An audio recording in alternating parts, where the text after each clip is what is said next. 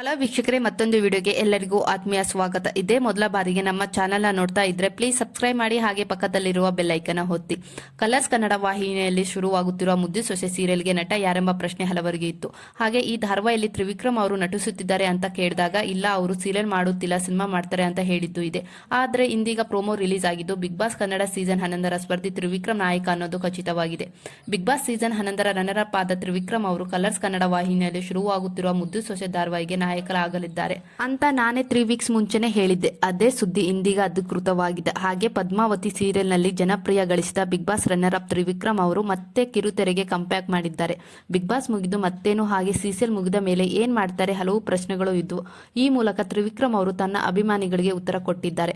ಹಾಗೆ ನಟಿ ಮೇಘನಾ ಶೆಟ್ಟಿ ನಿರ್ಮಾಣದಲ್ಲಿ ಮೂಡು ಬರುತ್ತಿರುವ ಮುದ್ದು ಸೊಸೆ ಸೀರಿಯಲ್ಗೆ ಪ್ರೋಮೋ ಇತ್ತೀಚೆಗೆ ರಿವೀಲ್ ಆಗಿದ್ದು, ದೊರೆಸಾನಿ ಖ್ಯಾತಿಯ ಪ್ರತಿಮಾ ಮುದ್ದು ಸೊಸೆ ಆಗುವುದಕ್ಕೆ ಹೊರಟಿದ್ದಾರೆ. ಸ್ಕೂಲ್ನಲ್ಲಿ ಪರೀಕ್ಷೆ ಬರೆಯುವುದಕ್ಕೆ ಪ್ರತಿಮಾ ಬಂದಿದ್ರು. ಅದು ಫಸ್ಟ್ನೇ ಪ್ರೋಮೋ ಆದ್ರೆ ಸೆಕೆಂಡ್ನೇ ಪ್ರೋಮೋ ಕೂಡ ಬಿಟ್ಟಿದ್ದಾರೆ. ಆದರೆ ತ್ರಿವಿಕ್ರಮ್ ಅವರು ಮೇಲ್ ಲೀಡ್ ಆಗಿ ನಟಿಸುತ್ತಿದ್ದಾರೆ ಅಂತ ಖಚಿತವಾಗಿದೆ.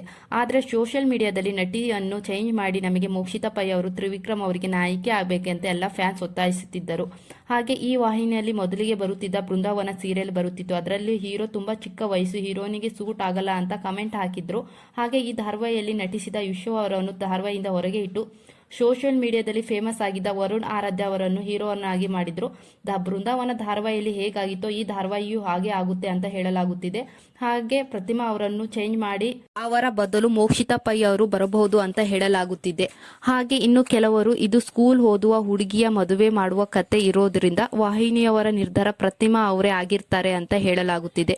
ಒಟ್ಟಾರೆ ಈ ಧಾರಾವಾಹಿ ಹೇಗೆ ಮೂಡಿ ಬರುತ್ತೆ ಅಂತ ಕಾದು ನೋಡಬೇಕಾಗಿದೆ.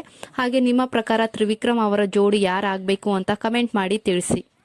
ಹಾಗೆ ಯಾರೆಲ್ಲ ಮುಂದಿನ ದಿನಗಳಲ್ಲಿ ಮುದ್ದು ಸೊಸೆ ಸೀರಿಯಲ್ನ ನೋಡ್ತೀರಾ ಅಂತ ಕಮೆಂಟ್ ಮಾಡಿ ತಿಳಿಸಿ.